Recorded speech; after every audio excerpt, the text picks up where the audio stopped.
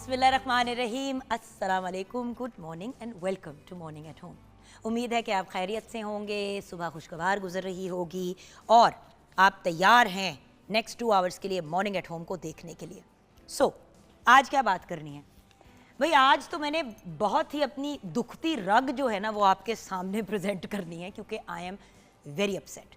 आज वैसे ही हमने बात करनी थी कि रूल्स वगैरह और इन चीज़ों को हमें फॉलो करना चाहिए अपने मुल्क के, लेकिन मैं अब स्पेसिफिकली आज आपसे बात करूंगी ट्रैफिक और ड्राइविंग के पॉइंट ऑफ व्यू से। चाहे मोटर बाइक हो, चाहे रेगुलर साइकिल हो, मतलब बाइसिकल हो, मोटर बाइक हो या गाड़ी हो, ट्रक हो, बस हो, वैगन हो, वटेवर हो।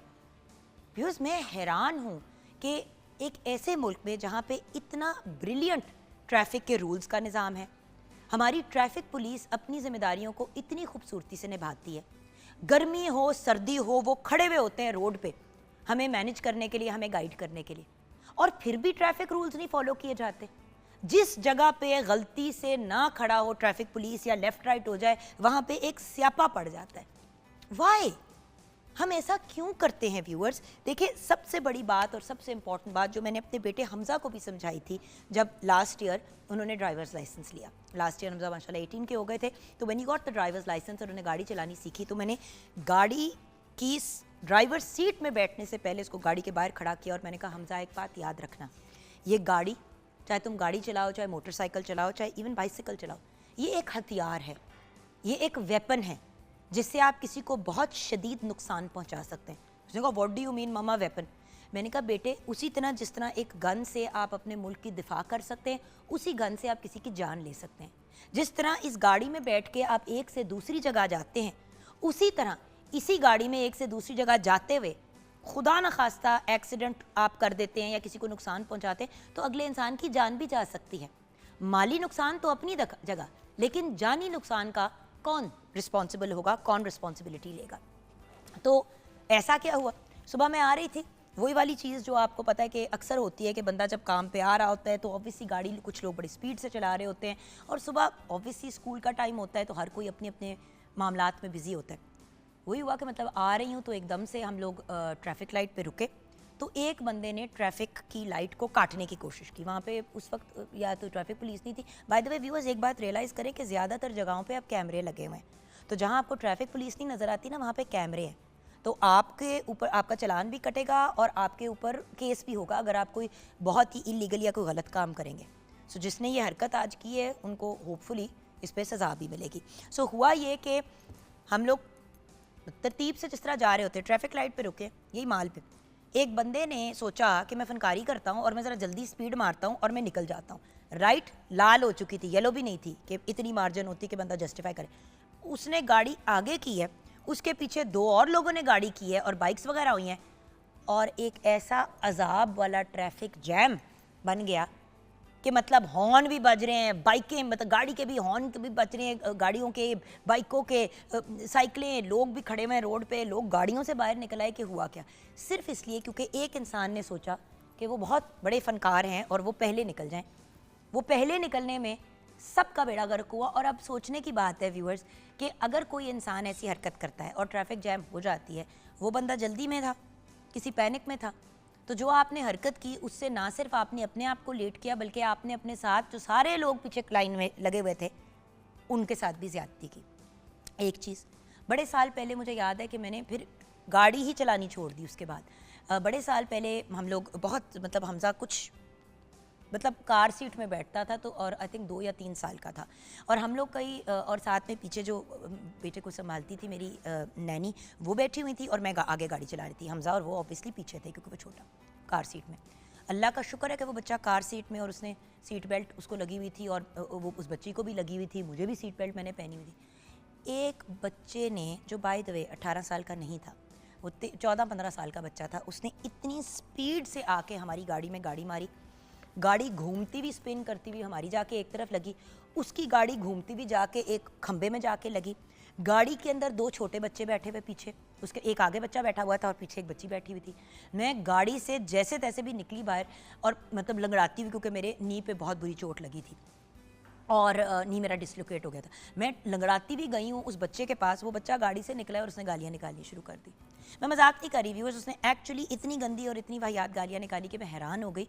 और मैंने दिल में सोचा कि यार ये मतलब इसने आके मुझे मारा है। हम सीधा जा रहे थे, उसने भी वो साइड वाली गली से निकला और उसने स्पीड से आके ठा करके हमारी गाड़ी को मारा। हमारी गाड़ी अल्लाह का शुक्र है स्लो चल रही थी, क्योंकि गलियों वगैरह के अंदर आपने एक सर्टन स्पीड से ज़्यादा तेज़ गाड़ी नहीं चलानी जब आप अंदर स्ट्रीट्स में चला रहे होते।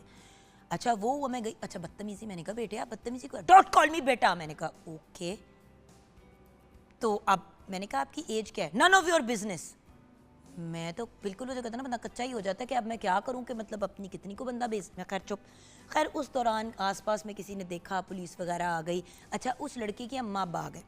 सबसे पहले तो उसके अम्मा अब्बा ने साथ उनके ड्राइवर या कोई बंदा आया था उसको बिठा दिया आगे फ्रंट सीट पे, उस बच्चे को अपनी गाड़ी में रखा और उसको ले जाने लगे। मैंने कहा एक सेकेंड, तो उस लड़के की माँ ने, मैंने कोई बदतमीजी को मैंने कहा एक्सक्यूज़ मी कि मेरे से मतलब हमें मारा है, बात तो कर ले कहेंगे। उसकी अम्मा अब्बा ने भी जो ऐसी हसीन अपने मुंह से बातें निकाली और इतनी हसीन गालियाँ निकाली कि मैंने ज़िंदगी में व्यूअर्स ऐसी गालियाँ सुनी भी नहीं थी कभी। मुझे तो पता भी नहीं था कि ऐसी गालियाँ लोग दे सकते हैं। और फिर मुझे समझ आई कि ये बच्चा क्यों गालियाँ दे रहा था, क्योंकि उसके अम्मा अब्बा भी यही करते हैं। और वो उस बच्चे को अपनी दूसरी गाड़ी में डाल के अपने साथ लेके जा रहे थे और पूरा मलबा जो है उसके ड्राइवर पे डाल रहे थे। वो तो शुक्र है कि वहाँ पे पुलिस भी थी, लोगों ने देखा, मैटर में इन्वॉल्व हुए। उन्होंने, पुलिस वालों ने पूछा कि जी आप मतलब अब क्या करना है? मैंने कहा जी गाड़ी का जो नुकसान हुआ है, मेरी गाड़ी वैसे तो इंश्योर्ड है, बस जो भी मामलात है ये अपनी इन्फॉर्मेशन दे दे आगे से। उन्होंने कहा नहीं जी बच्चे के साथ क्या? मैंने कहा जी वो बच्चा है। मैंने कहा 18 साल का तो नहीं है। फिर वो आगे से उसकी माँ ने बदतमीजी शुरू कर दी। मैं चुप हो गई। मैंने कहा मैम या तो मैं कोई बता दूं कि मेरी तरफ से क्या कंप्लेंट है, या ये लोग खुद ही फैसला कर लेंगे आपके बच्चे के साथ क्या करना है। मैं तो नहीं चाहती आपका बच्चा जेल जाए या आपको कोर्ट कचहरी के चक्कर काटने पड़े।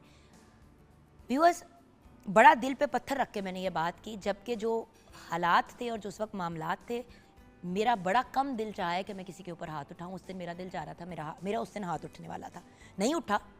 अल्लाह का शुक्र है कि इज़्ज़त अल्लाह मियाँ ने रखी और अल्लाह मियाँ ने इतनी बर्दाश्त सब्र दे दी। अब व्यूअर्स ये इंसिडेंट, ये जो बंदे ने गाड़ी का आज का किया, ये जो 10-15 साल पहले की मैं आपको बात बता रही हूँ, जो बच्चे ने गाड़ी का एक्सीडेंट किया और ये सारा कुछ हुआ।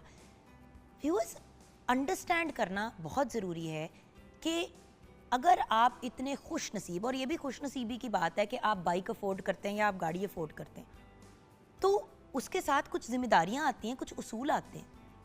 ज़िंदगी जीने के कुछ उसूल हैं। हम लोग बिल्कुल भी कोई रूल्स एंड रेगुलेशंस को फॉलो करने के हक में नहीं होते।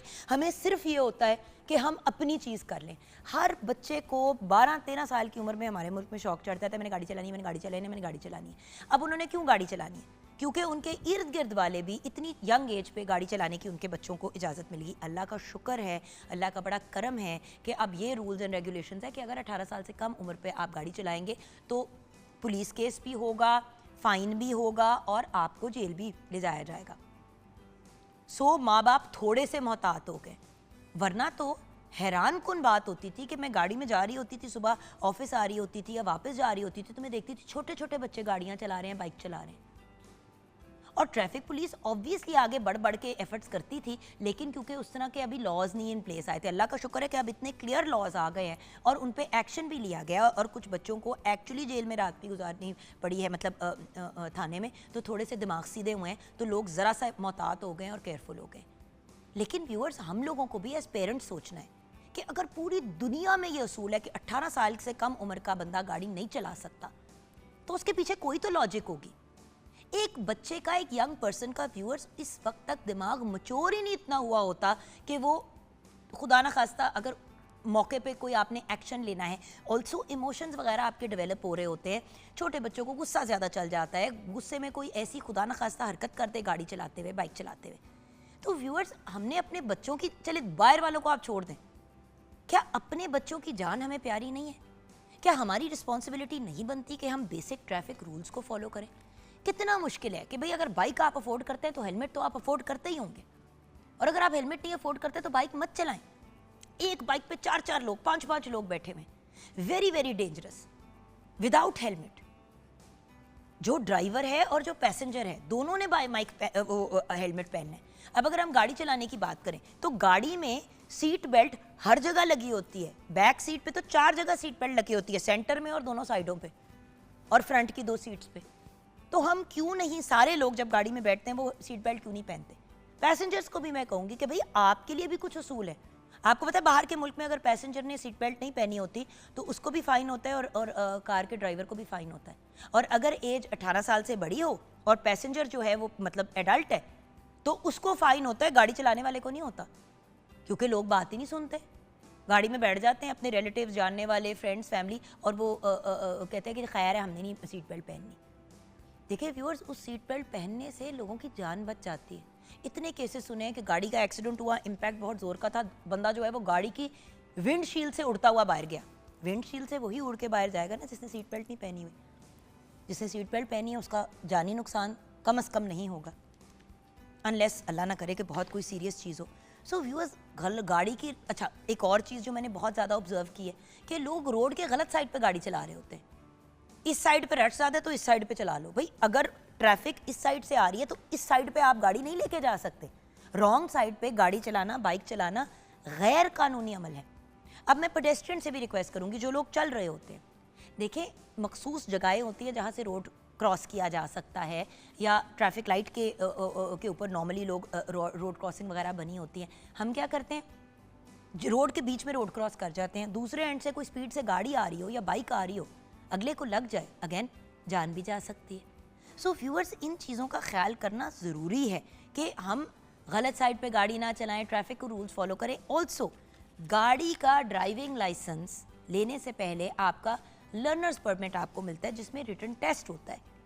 प्लीज़ रिटन टेस्ट पे जो सवाल जवाब और सारी चीज़ें आपको दी जाती हैं उनको सिर्फ रट्टा नहीं लगाना, उनको याद भी रखना है, क्योंकि वो आपकी मदद करेंगे आगे जाके। इसीलिए तो पहले रिटन टेस्ट होता है और उसके बाद प्रैक्टिकल होता है, यानी कि आपको गाड़ी ड्राइव करा के मतलब ट्राई ली जाती है। सो बेसिक रूल्स गाड़ी के और ट्रैफिक के हमें आने चाहिए, और वो हमें किस तरह आएंगे अगर हम उस चीज़ को पढ़ेंगे ही नहीं।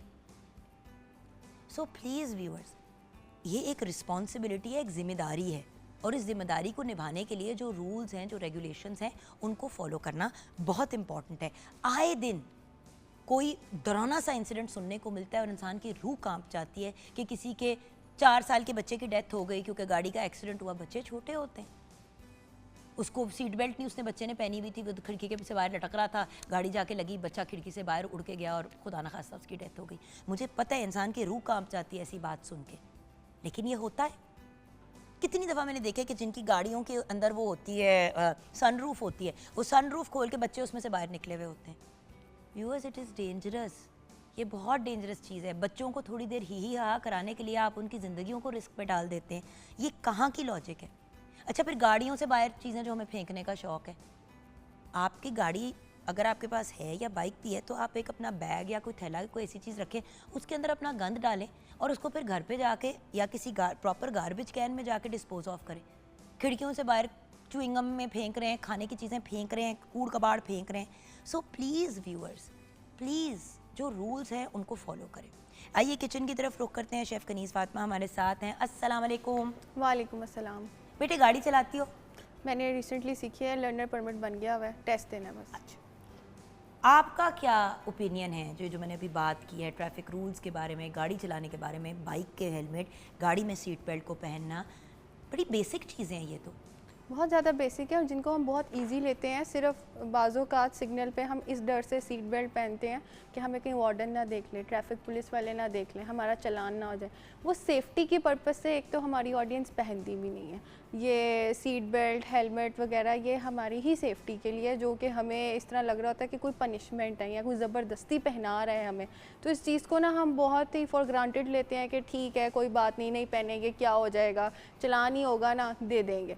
तो ये चीज़ें आपकी भी सेफ़्टी है और जो रास्ते में आने जाने वाले लोग हैं उनकी भी सेफ़्टी है। खुदा ना खास्ता अगर आपका कोई एक्सीडेंट हो जाता है तो वही सीट बेल्ट और हेलमेट आपकी कोई हेड इंजरी से आपको बचा सकती है, और सीट बेल्ट से भी बहुत ज़्यादा आपका बचाव हो सकता है। तो ये आपको ये प्रिकॉशनर्स लेने ज़रूर चाहिए। और देखो मोटरसाइकिल पे तो ख़ास ख्याल करना चाहिए। आप देखें, आप बिल्कुल खुले एक्सपोज बैठे हुए बाइक के ऊपर, तो कम से कम वो सारी हिफाजती तदाबीर तो हमें अडॉप्ट करनी चाहिए ना, जिनसे हमारी जान बच सकती है। और हमेशा व्यूअर्स ऐसा ही होता है कि किसी यंग बंदे का एक्सीडेंट हुआ है और सर फट गया क्योंकि हेलमेट नहीं पहना। वो ना हेलमेट, वन व्हीलिंग, बाइक के ऊपर खड़े हो जाना। व्यूअर्स प्लीज़, ये एक ट्रांसपोर्ट का तरीका है एक से दूसरी जगह हमें पहुंचाने के लिए। ये कोई टॉय नहीं है, ये कोई खिलौना नहीं है। और अगर रेसिंग का शौक है तो फिर प्रोफेशनली रेसिंग के प्रोफेशन में चले जाएं, ये काम ना करें। और ऐसे भी मैंने होते हुए बड़ी दफ़ा देखा है बेटा कि एक्सीडेंट हुआ है, जिस बंदे की गलती थी वो बच गया, जो बेचारा ट्रैफिक के रूल्स फॉलो कर रहा था वो, और उसकी पूरी फैमिली जो है वो। क्योंकि हमारी ट्रैफिक ऐसी है, सिग्नल राइट का देगी, आएगी लेफ्ट से।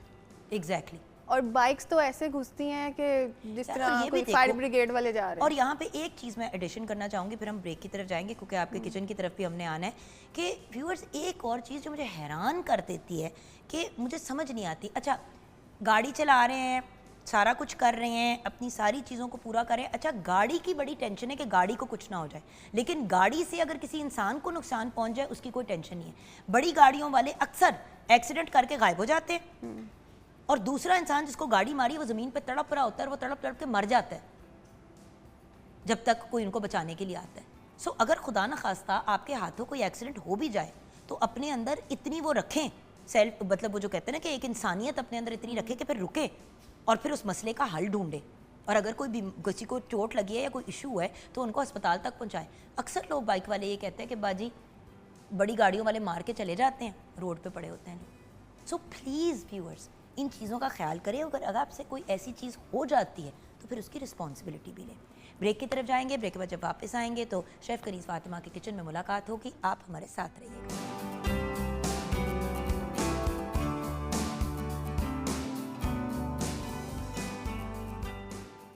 Welcome back from the break. Viewers, जी तो चाहता है कि कहूँ अब हमारे साथ है मेरी दुश्मन ज़ैनब गोंदल।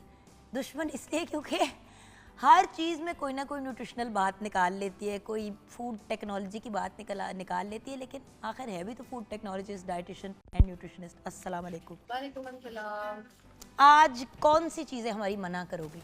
बिल्कुल आज चीज़ें बंद नहीं करूंगी, बल्कि बतानी स्टार्ट करूंगी कि ये खाएंगे तो किस तरह से सेहतमंद हो जाएंगे, और किसी एक चीज़ के इस्तेमाल से अगर आपकी सारी बीमारियां हल हो सकती हों तो व्हाई नॉट।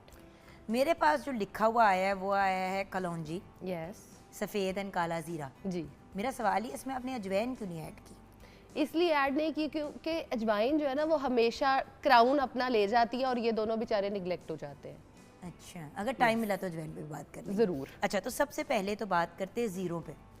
एक तो मुझे ये नहीं समझ आती कि सफ़ेद और काले ज़ीरे में फ़र्क क्या है। बेचारे की रंगत का ही फ़र्क है। जिस तरह इंसान हर रंग के होते हैं उस तरह ज़ीरे भी दो किस्म के हैं।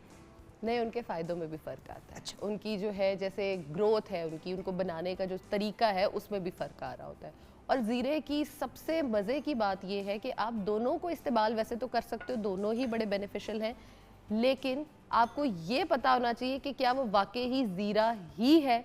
क्योंकि पिछले कुछ माह पहले मैंने एक वीडियो देखी थी जिसमें वो लोग किसी और चीज़ को काट के और ज़ीरे की शक्ल में सेल कर रहे थे। हाय हाय। और मेरा तो लिटरली उसके बाद इतना हुआ, क्योंकि मुझे ज़ीरा बहुत पसंद है पर्सनली, चाहे वो सालन में हो चाहे वो कावे में हो। यस, उसका बहुत मज़ा आता है। भुने हुए ज़ीरे का जो टेस्ट है, आप देखें ना, एक बहुत ही मज़े की लस्सी। यस, हर बंदे का, हम लोग अभी किचन में भी बात कर रहे थे दूध से बनी हुई अज्जा की। तो मेरा पॉइंट ये कि देखिए, दूध से बनने वाली एक बहुत ही आला चीज़ है दही। और दही जब आप घर पे जमाते हैं और उसकी फिर लस्सी आप बनाते हैं, हाँ जी, तो वो आपके लिए बड़ी बेनिफिशियल है। जैसे ही आप उसमें चीनी डाल देते हैं तो उसका बेड़ा गर्क हो जाता है। अब वही लस्सी में अगर आप एक चुटकी भर नमक डाल दें, चुटकी भर लिटरली, और उसके अंदर आप सफ़ेद ज़ीरा या काला ज़ीरा भून के डाल दें, बिल्कुल। उफ व्यूअर्स, इतनी लजीज, आपको यकीन नहीं आएगा कि ये नमकीन लस्सी इतने मज़े की भी और बेनिफिट्स उसके अलग से आ रहे हैं। और जस्ट ज़ीरा और थोड़ी सी काली मिर्च आप डाल दें उसमें, बिल्कुल, क्योंकि वो आपके लिए एक जो लस्सी का साइंस वैसे तो ठंडा गर्म नहीं मानती, लेकिन हम इस बारे में बात ज़रूर करते हैं कि अगर आप जैसे गर्मियों का मौसम है तो आप उसको इस्तेमाल करते हो तो वो आपको एक ठंडक का एहसास देती है। और अगर आप सर्दियों में उसको इस्तेमाल करते हो और आप थोड़ा सा उसमें गर्म पानी के साथ यूज़ कर लेते हो तो दही तो अपने बेनिफिट्स आपको वैसे ही दे रही होती है, और ज़ीरा जो है वो उन बेनिफिट्स को इन्हेंस कर देता है। जैसे ज़ीरा आपकी ब्लॉटिंग का जो इशू है उसको बहुत हद तक मिनिमाइज़ कर देता है, ख़त्म कर देता है। अगर आप सुबह उठते ही ज़ीरे का इस्तेमाल करते हो तो ये आपके मेटाबॉलिज्म को स्पीड अप करता है, आपकी स्किन को अच्छा करता है, और जिन लोगों को बहुत सारे पिंपल्स हो जाते हैं, ये इशू होता है, उस तक को जो है वो हील करने का काम कर सकता है बहुत सारे लोगों में। आपके ब्लड प्रेशर को लोअर रखने में, आपके कोलेस्ट्रॉल को मैनेज करने में ज़ीरा बहुत हद तक काम करता है। अब लोगों को ये लगता है कि शायद ज़ीरा एक ऐसी जो है ना हर्ब है, हम कह सकते हैं कि जो सिर्फ खाने में डलेगी और उसका टेस्ट इन्हांस कर देगी, लेकिन ऐसा नहीं है। आप ज़ीरे को सिंपल थोड़ा सा ड्राई रोस्ट करें और उसको आप क्रश करके रख लो, सिंपल मुंह में रखो, ऊपर से पानी पी लो, तो ये आपके बेनिफिट्स जो है ना वो आने स्टार्ट हो जाते हैं। और बाय द वे ज़ीरे के साथ अगर आप अजवाइन और अपना ये कलौंजी के साथ इसको ग्राइंड करके आप इसकी एक फक्की भी बना लेते हैं तो हाजमे के लिए भी बहुत अच्छी है। बिल्कुल, हाजमे के लिए जिन लोगों को बहुत ज़्यादा जो है वो बर्प्स का इशू रहता है वो इसको इस्तेमाल कर सकते हैं। और उससे भी मज़े की बात है, अगर आप इन तीनों चीज़ों को मिक्सचर बना के सुबह इस्तेमाल करते हो खाली पेट, वज़न भी कम कराने में हेल्प करता है। ऑफ कोर्स सफ़ेद और काला ज़ीरा, सफ़ेद काला ज़ीरा, कलौंजी और आपकी अजवाइन जो है, तीनों को अगर आप मिक्स करके मॉर्निंग में ले लेते हो तो ये आपके लिए एंटी एजिंग के तौर पे भी काम करते लेकिन हैं। मिकदार की नहीं समझ आती ना, लोग चम्मच चम्मच पूरा खा जाते हैं चीज़ों का। अच्छा, अब आपको हम एक रेसिपी वो बता देते हैं जिसको आपने पाउडर की फॉर्म में बनाना है और फिर इस्तेमाल करना है। आपने एक ये किस चीज़ के लिए पाउडर? ये आपके हाजमे के लिए और आपके वेट लॉस के लिए आएगा, ठीक है। आपने एक बॉक्स ले लेना है जिसको आपने अच्छी तरह से धो के आपने उसको जो है ना वो ड्राई कर लेना है। प्लीज़ ये बड़ा Sterilize कर इंपॉर्टेंट लीजिएगा। स्टेप है, क्योंकि बहुत सारे लोग इसको जो है ना वो ख़राब करते हैं कि किसी चीज़ का वो बॉक्स था, फॉर एग्जांपल कॉफ़ी का बॉक्स ले लेते हैं और उसके अंदर ही इसको डाल देते हैं, तो कॉफ़ी का भी अंदर वो टेक्सचर और वो सब आ रहा होता है। बेसिकली कोशिश करें कि कोई शीशे की बोतल हो, हाँ जी। और उस शीशे की बोतल को अच्छे से वॉश करके एक दफ़ा उसके अंदर से उबलता गर्म लाइक बॉइलिंग वाटर को घुमा लें और उसका ढक्कन ऊपर दे दें। बिल्कुल, वो जब ठंडा हो जाए तो उसको ओपन करें, उसको वो जल्दी से उसको एयर आउट करें और उसके अंदर चीज़ें डाल के उसको बंद कर दें, स्टेरलाइज हो जाएगा। बिल्कुल। इसी तरह जैम्स वगैरह जब बनाते हैं, चीज़ें बनाते हैं तो बंदा ये बड़े ज़रूरी प्रिकॉशंस हैं जिनको हम मिस आउट कर देते हैं। क्योंकि बात ये ना कि देखिए पिछले जरासीम, पिछला बैक्टीरिया वहीं पे कायम, यस, अगो तुसी भी मतलब इट बिकम्स वेरी कॉम्प्लिकेटेड। क्योंकि हम बेसिकली जो चीज़ें डाल रहे हैं वो हमारे लिए एंटी बैक्टीरियल भी हैं, एंटी वायरल भी हैं, और इवन कलौंजी तो आपके लिए एंटी फंगल का काम भी कर रही होती है। अब जब आपने बॉडी में कहीं पे भी फंगल इश्यूज आ रहे होते हैं, बहुत सारे लोगों के पाँव में आ रहे होते हैं, जैसे सर्दियाँ आगे जो है बड़ी करीब हैं और हम देख रहे हैं तो सॉक्स का यूज़ बहुत ज़्यादा होगा, तो अक्सर लोगों को इश्यूज आने शुरू हो जाते हैं। अगर आप कलौंजी और इसको इस्तेमाल करते हो पाउडर को, तो ये आपके उसमें भी बेनिफिशियल है।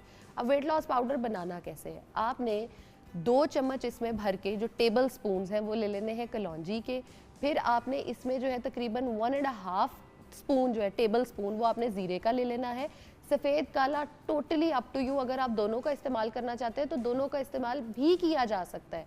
अब इसके अंदर आपने जो है तीसरी चीज़ जो अजवाइन की डालनी है, अजवाइन आपने इसमें 3 चम्मच डालनी है, यानी अजवाइन सबसे ज़्यादा आएगी, फिर आएगी आपकी कलौंजी, फिर आएगा आपका ज़ीरा। आपने इनको अच्छे से ड्राई रोस्ट कर लेना है, उसके बाद आप इसको ग्राइंड करके बेशक डाल लो अगर ग्राइंड फॉर्म में खाना चाहो, अदरवाइज़ आप इसको ऐसे भी स्टोर कर सकते हो। आप इसको एक जार में डाल के रख लें।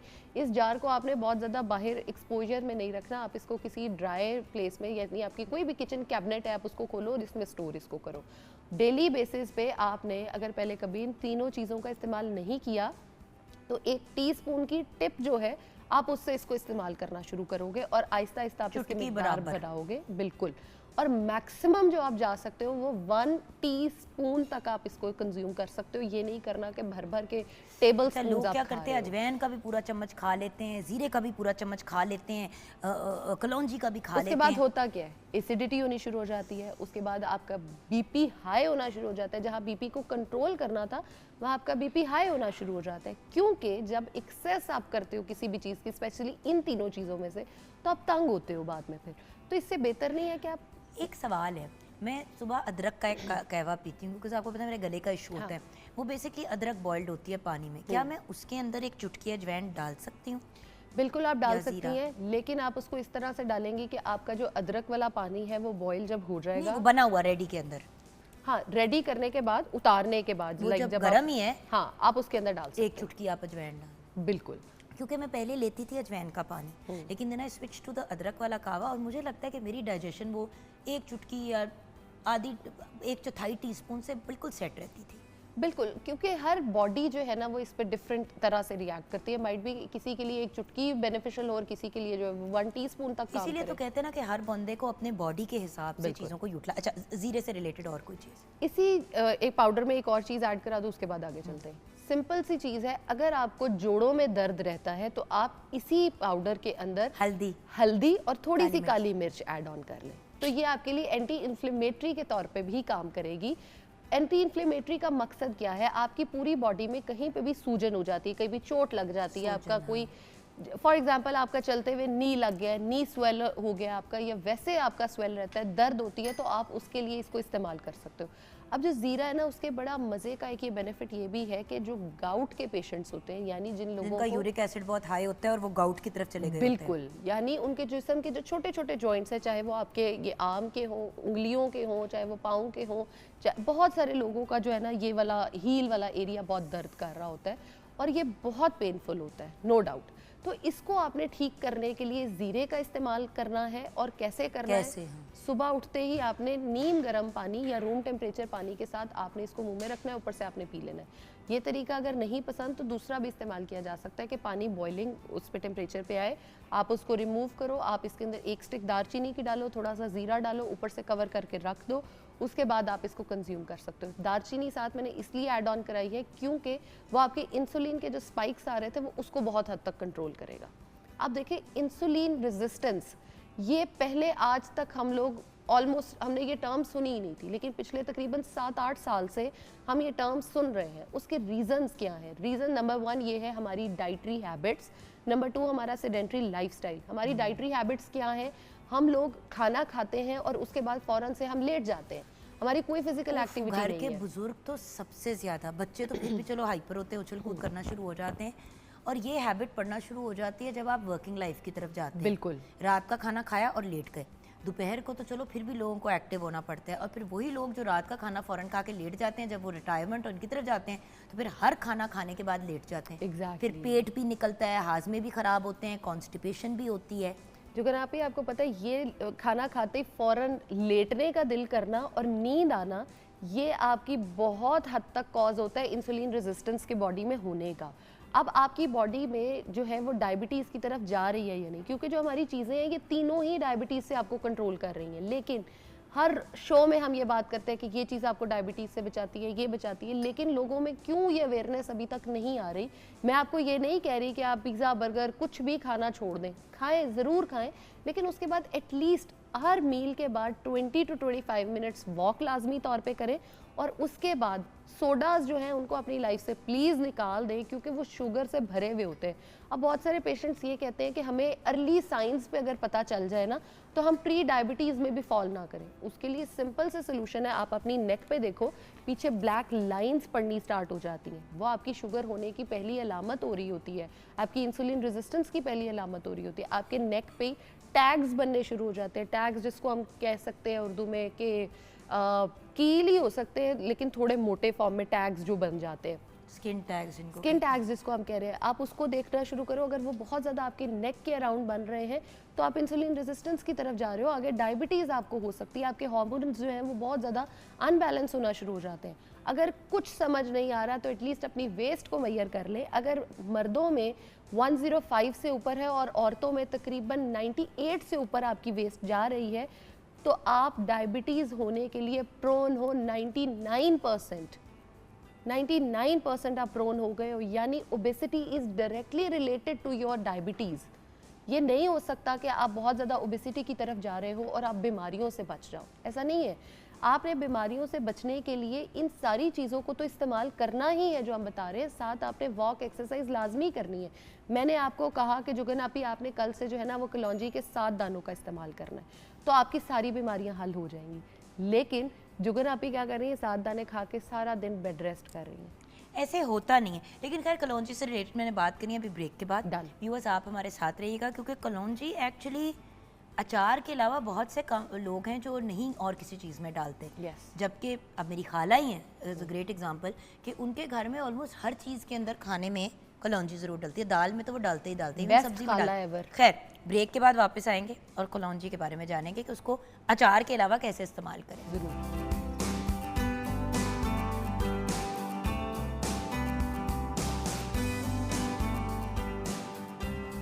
Welcome back from the break viewers. हम ज़ैनब गोंदल से डिस्कशन कर रहे थे सफ़ेद और काले ज़ीरे की बात की, अब हम कलौंजी की तरफ आ रहे थे, तो ब्रेक में ही सवाल आ गया कि ज़ीरे का पानी ज़ीरे का पानी किस तरह यूज़ किया जाता है और वो किस चीज़ के लिए कारआमद है?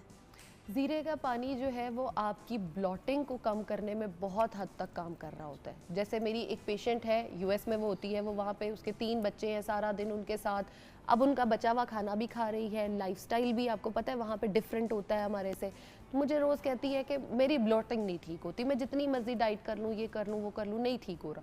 अच्छा, अब मैंने उसे कहा कि तुमने ना सिर्फ एक काम करना है, ज़ीरे का पानी तुमने उठ के स्टार्ट करना है। और लिटरली 1 वीक के बाद वो मुझे वो ज़ीरे का पानी यानी कि बनाएं कैसे? वो भी अभी आपने आइडिया तो दिया था ब्रेक से 2 पहले। से 3 तरीके हैं। सिर्फ ज़ीरे का पानी का बताएं ज़ीरा। जिसमें एडिशन कोई ना हो, कुछ क्योंकि नहीं। उन्होंने जो सवाल पूछा, उन्होंने कहा जी मेरी कज़न ज़ीरे का पानी पीती है, लेकिन मुझे एक तो वो रेसिपी नहीं बताती, दूसरी बात मुझे नहीं पता वो क्यों पीती है, लेकिन उसका वज़न बड़ा कम हुआ है। यस, हाँ, ज़ीरे का पानी बनाने के 3 तरीके हैं। नंबर 1, रात को आप पानी लो पूरा ग्लास, उसके अंदर आप ½ टीस्पून ज़ीरे की डालो, ऊपर से उसको कवर करके रख दो, सुबह उठो और आप वो पानी कंज्यूम करो और साथ ज़ीरा भी खाओ। ज़ीरा चबा के खाना है उसमें और वो पानी पीना है। नंबर 1 ये हो और गया। अगर आप अच्छा भून के डाल सकते हैं ज़ीरा? भून के बिल्कुल रख लें आप अपने जार में, जार रख में लो ना फिर थोड़ा सा भून के रख ले तो उसका फिर वो अजीब सा टेस्ट नहीं आता। तो जब बिल्कुल। आप उसको पानी के साथ पीते भी हैं, चबाते भी हैं, तो उसका जायका फिर बुरा नहीं आता। मैंने ट्राई किया हुआ है। नंबर 2 तरीका ये है कि आप पानी को अच्छे से बॉईल करो, अपने कप में जो है वो थोड़ा सा ज़ीरा डालो, उसके ऊपर से गर्म पानी पोर करो और आप उसको कवर करके लिड दे के रख दो। जैसे ही वो थोड़ा रूम टेम्परेचर पे आ जाए, उसका पानी का कलर चेंज हो जाए, आप उसको कंज्यूम कर सकते हो। अगेन हर बार ज़ीरा साथ खाना है। यस। नंबर 3 तरीका जो हमारे घरों का सबसे बेहतरीन है, पानी ऊपर रखे, ऊपर उसमें ज़ीरा डाल के उसको पकने दे, उबलने दे और फिर पिए। ये सबसे एंड पे इसलिए बताया क्योंकि कोशिश करें ये ना करें। पहले 2 तरीके इस्तेमाल करें, बेहतरीन है, आपकी डाइजेशन को हेल्प करेंगे, वेट लॉस में बहुत अच्छा काम ये कर रहा होता है। मेरे प्लान्स में ऑलवेज ज़ीरे वाला पानी लाजमी होता है। अच्छा, आपके सवाल का जवाब आ गया आयशा फ्रॉम मुल्तान। अब हम बढ़ते हैं वापस अपनी कलौंजी की तरफ। अच्छा, कलौंजी मुझे बहुत पसंद है, लेकिन बहुत से ऐसे लोग हैं जिनको कलौंजी बिल्कुल भी नहीं पसंद। जो अगर आप अंडर 18 जो बच्चे हैं ना, आप उनमें देखें, उन्हें पता भी नहीं होगा कि कलौंजी जैसी कोई चीज़ एग्जिस्ट करती है, या उन्होंने उसको कभी देखा भी नहीं होगा। ये हालात आजकल हुए हुए हैं कि हमने कलौंजी बेचारी को इतना इग्नोरेंट कर दिया है। और वाकई बहुत सारे घरों में सिवाय अचार के वो किसी भी चीज़ में यूज़ नहीं हो रहे होते। लेकिन मेरा कहना ये है, फ़ायदे तो मैं बाद में बता रही हूँ, कलौंजी इस्तेमाल करने के बहुत सारे तरीके हैं। आप उसको थोड़ा सा भून के अगर दरदरा पीस लेते हैं तो डेली जो आपके घर पे सैलड्स बनते हैं, आप उस पर स्प्रिंकल कर दो। आप जो है ब्लैक सीड के नाम से बड़ी फेमस है पूरी दुनिया में। अब बिल्कुल, ब्लैक सीड ऑयल डायबिटीज़ की ट्रीटमेंट में इस्तेमाल हो रहा है। ब्लैक सीड ऑयल जो है वो आपकी दर्दों के लिए बहुत अच्छा है। आपको फॉर एग्जांपल गाउट हो गया, ये गाउट हो गया, दर्द होनी शुरू हो गई है घुटनों में, छोटे छोटे जॉइंट्स में आर्थराइटिस हो रहा है, आपकी जो है ना ऑस्टियोपोरोसिस होनी स्टार्ट हो गई है कि घुटने में बहुत दर्द है, ठीक है, आप सिंपल करो कि आप ब्लैक सीड ऑयल लो। लेकिन ब्लैक सीड ऑयल इट्सेल्फ बड़ा सख्त होता है, पंजेंट होती है उसकी स्मेल, तो आप उसको किसी भी और ऑयल के साथ ऐड ऑन कर सकते हो। फॉर एग्जांपल ऑलिव ऑयल के साथ आप उसे मिक्स कर सकते हो।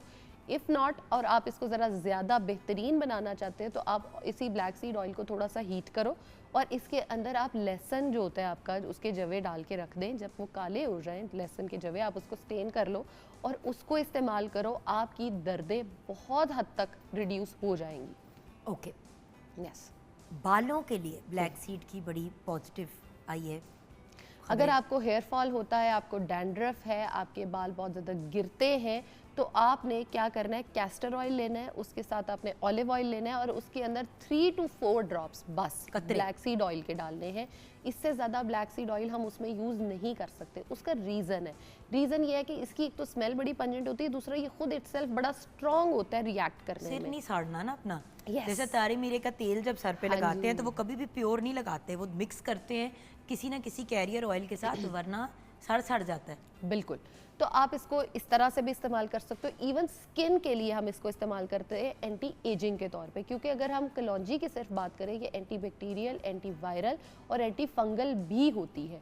आपने क्या करना है, कोई भी ऑयल जो भी आपकी स्किन को सूट करता है, बहुत सारे लोगों को कोकोनट ऑयल सूट करता है, बहुत सारे लोगों को जो है वो ऑलिव ऑयल सूट कर रहा होता है, आपने उसी के अंदर इसको एज कैरियर ऑयल डालोगे, 2 to 3 सिर्फ आपके ड्रॉप्स डलेंगे और आपने अपनी स्किन को अपवर्ड्स डायरेक्शन में ऑफ कोर्स वो अप्लाई करना होता है। हमेशा ऊपर को अप्लाई करें क्योंकि एंटी ग्रेविटी चलेंगे तो जरा आप जवान और बेहतर रिजल्ट होगा, क्योंकि ऑब्वियसली मुंह को ऐसे ऐसे, अच्छा बड़े लोग ना मुंह पे ऐसे ऐसे क्रीम मल रहे होते हैं, जब आप मुंह नीचे लटकाते हैं तो क्रीम से वैसे ही आपका चेहरा सॉफ्ट हो गया होता है, तो वो उल्टा और झुर्रियाँ पड़ जाती हैं। तो नरम स्किन लेकिन झुर्रियों वाली। सो अगर आपको अच्छा रिजल्ट चाहिए तो ऊपर की तरफ, और हमेशा हाथ ऑलमोस्ट हवा में चलना चाहिए, बहुत ज़्यादा प्रेशर नहीं देना होता चेहरे को। स्किन रेड नहीं होनी चाहिए आपकी किसी भी मसाज के बाद। अच्छा, कलौंजी दांतों के लिए भी सुना है बहुत अच्छी है। अगर आपके दांतों में बहुत ज़्यादा दर्द रहता है, आपका इनामल जो है वो बहुत हद तक ख़राब हो गया, तो आप कलौंजी को च्यू करके भी खा सकते हो और वैसे भी खा सकते हो। अगर आपका LDL यानी जो आपका बुरा कोलेस्ट्रॉल होता है बॉडी में वो रेज्ड है, तो आप सुबह उठ के 7 से 10 दाने अगर कलौंजी के डेली खाते हो पानी के साथ, तो आपका वो बहुत दानों की बात हो रही है। कज़न है, उनको किसी ने इसी तरह सुना, ऑनलाइन कहीं पढ़ा, हाँ जी, फ़ोन करके कहती है यार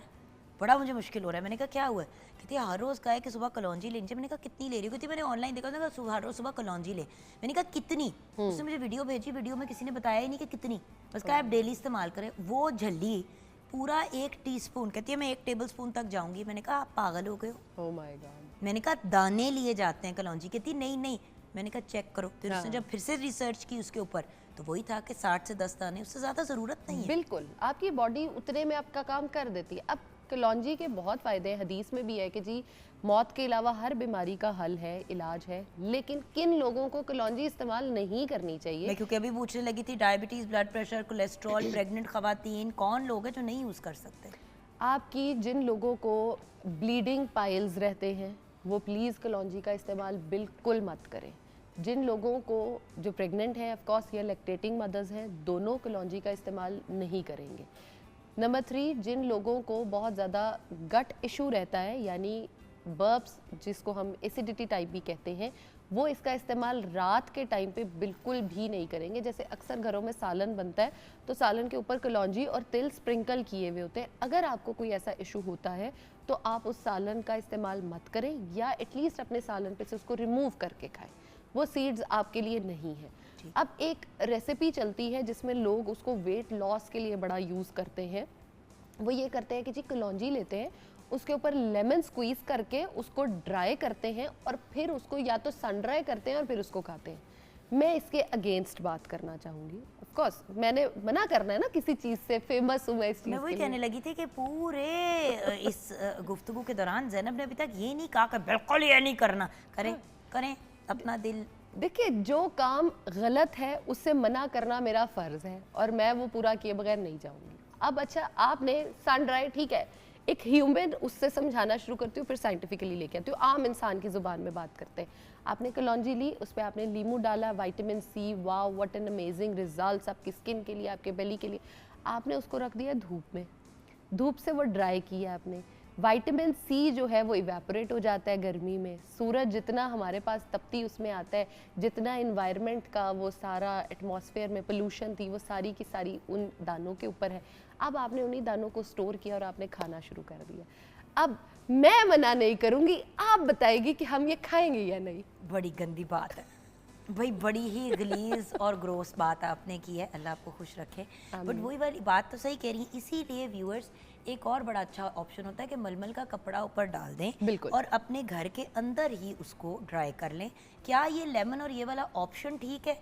आप मना करिए धूप में रखने से, नहीं आगे या उसको आप भी मना करने करिए लगी। All together. हाँ, इसको इस्तेमाल करने से भी मना कर, क्योंकि बहुत फेमस हुआ है कि आपने थोड़ा सा कलौंजी ली, आपने नींबू का रस लिया, उसमें आपने अजवाइन डाली और उसके अलावा वो जो सीड्स होते हैं, मेथी सीड्स, मेथी दाने, वो आपने लिए, उसको आपने लेमन में मिक्स किया और उसको धूप में लगाया था। उसके बाद उसको आपने ग्राइंड करके पाउडर फॉर्म में लेना शुरू कर दिया।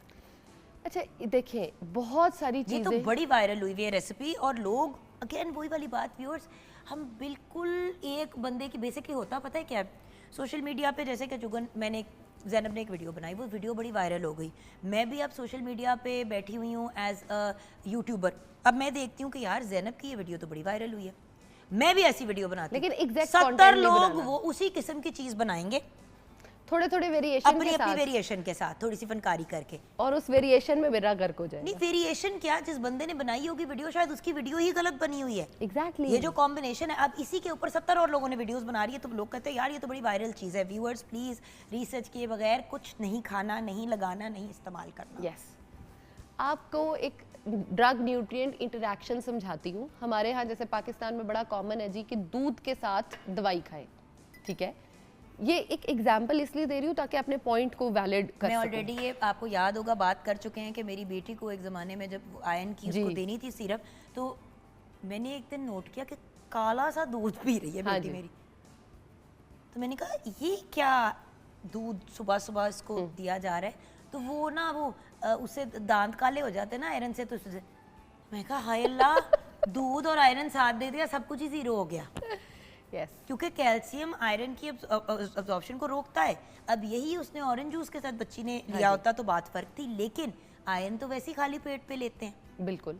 सो यू नो ये अपनी हम फनकारियां ना करें तो बेहतर है। अब मेथी दाना और हमने वो ले लिया, अजवाइन ले ली, और हमने साथ जो है ना वो कलौंजी ले ली, और सबको मिक्स करके विटामिन सी के साथ उसकी एब्जॉर्प्शन ही नहीं हो रही, और आपकी बॉडी बजाय इसके कि बेनिफिट्स के अल्सर्स की तरफ जाना शुरू हो जाती है। खुदारा ऐसी चीज़ों को मत इस्तेमाल किया करें। आपने कुछ इस्तेमाल करना भी है या तो किसी वैलिड बंदे की बात के बाद यूज़ करें, या एक टाइम पे एक चीज़ का इस्तेमाल करें। लीमू का करना है लीमू का कर लो, अजवाइन का करना है अजवाइन का कर लो, ज़ीरा करना है ज़ीरा कर लो।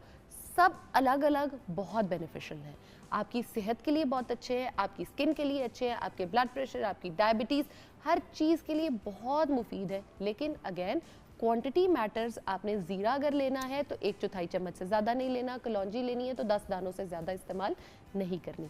खुश रहें और अच्छा खा पी के हेल्दी रहें। एग्जैक्टली हमारी भी यही ख्वाहिश होती है कभी कभी आजकल।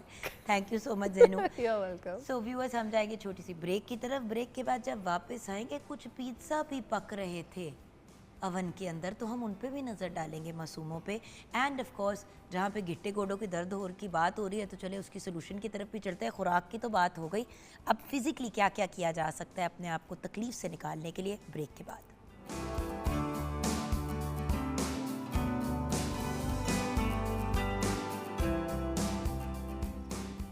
Welcome back from the break. Viewers आप कह रहे होंगे इतना मुस्कुरा रही हूँ, जब भाई सेट पे आता है तो मुस्कुराहट तो चेहरे पे आनी ही है। वैसे तो मैं कहूँगी कि ये पूरे लाहौर और पंजाब के भाई तो हैं ही हैं। अब आप कहेंगे क्या मतलब? ये हमारे वो प्यारे भाई हैं, ये हमारे वो प्यारे डॉक्टर हैं जो हमारी जान तकालीफ से छुड़ाते हैं, क्योंकि इनका ताल्लुक़ है फिजियोथेरेपी से, वेस्टर्न मेडिकल एक्यूपंक्चर से, बॉडी एडजस्टमेंट, ऑस्टियोपैथी, और इनकी स्पेशलाइजेशन है पेन मैनेजमेंट। और अपने स्किलफुल हाथ और माशाल्लाह वो शिफा देने वाले हाथ और एडवांस मशीनरी के साथ ये लोगों का इलाज करते हैं। हमारे साथ एक ऐसी पर्सनालिटी जिनका 12 साल से ज़्यादा प्रोफेशनल एक्सपीरियंस है, एजुकेशन तो अपनी जगह, डॉक्टर वसीम जावेद हमारे साथ हैं। अस्सलाम वालेकुम। वालेकुम अस्सलाम। क्या हाल है भैया? अल्हम्दुलिल्लाह। आपको पता है मुझे क्यों इतने पसंद हैं मेरे लाडले भाई? क्यों? क्योंकि आप लोगों को रिलीफ देते हैं, आप उनकी तकलीफ़ में उनको सुकून देते हैं। लेकिन ट्रेजेडी ये है कि डॉक्टर साहब 90% जो तकालीफ है वो हम खुद ही करते हैं। राइट के रॉन्ग? Right, true. और फिर लाखों, हज़ारों नहीं लाखों, कभी कभी करोड़ों रुपए खर्च कर देते हैं उस चीज़ के इलाज पे जो किया भी हमने अपने साथ होता है। ऐसे ही है। तो मैंने आज आपसे चार डिफरेंट चीज़ों के बारे में पूछना है, और आप मुझे बताएंगे कि ये क्यों होता है, और फिर आप मुझे इसके लिए सोल्यूशन भी बताएंगे। ठीक हो गया भैया? आज मैंने कहा थोड़ा सा फॉर्मेट चेंज कर लेते हैं। तो सबसे पहले गोडे में क्यों दर्द होती है? अभी हम ब्रेक से पहले बात कर रहे थे कि ये नुस्खा वो नुस्खा, नी पेन के लिए, अगर आपका यूरिक एसिड आया गाउट के लिए, लेकिन नी में पेन होती क्यों है गोडे में? बहुत कॉमन प्रॉब्लम, हर एक को होता है, लाइफ में एक दफ़ा लाजमी हो जाता है, और एज जैसे प्रोग्रेस होती है नी डिजनरेट यानी कि रगड़ खा खा के ख़राब होना शुरू हो जाता है। होती इस वजह से है कि हमारे जो मसल्स हैं जो कि नी के ऊपर अटैच हैं वो वीक होना शुरू हो जाते हैं, और उनकी वीकनेस अल्टीमेटली हमारे नी की जो बोन्स हैं उनको ग्राइंड करना शुरू कर देती हैं। आपने सुना है कॉमनली कि लोग कहते हैं कार्टिलेज जो है वो घिस गई है। तो वो कार्टिलेज इसलिए घिसती है जब हमारे मसल्स जो हैं वो हमारी बोन्स को अपार्ट नहीं करके रखते, यानी कि मसल मजबूत नहीं होते और हड्डियाँ हमारी जगह पे नहीं रहती, वो बैठ जाती हैं और उसके बाद दर्द शुरू हो जाती है नी के अंदर। तो इसमें तो हमारी कोई गलती नहीं है। इसमें हमारी ये गलती है कि हम अपने लाइफस्टाइल को ख़राब से ख़राब करते जा रहे हैं। उसमें डिफरेंट ग्रुप्स हैं। बुज़ुर्ग हमारे नॉर्मली जैसे एज प्रोग्रेस होती है तो वो एक्टिविटीज़ करना छोड़ देते हैं। यंग हैं, अडल्ट्स हैं, तो वो इतनी ज़्यादा एक्सरसाइज करते हैं, चीज़ें ओवर यूज़ में ले जाते हैं। तो ये रीज़न है बहुत बड़ी, ओवर यूज़ या वीकनेस, ये दोनों चीज़ें जो हैं नी में इंजरी कॉज कर देती हैं। बिल्कुल सही।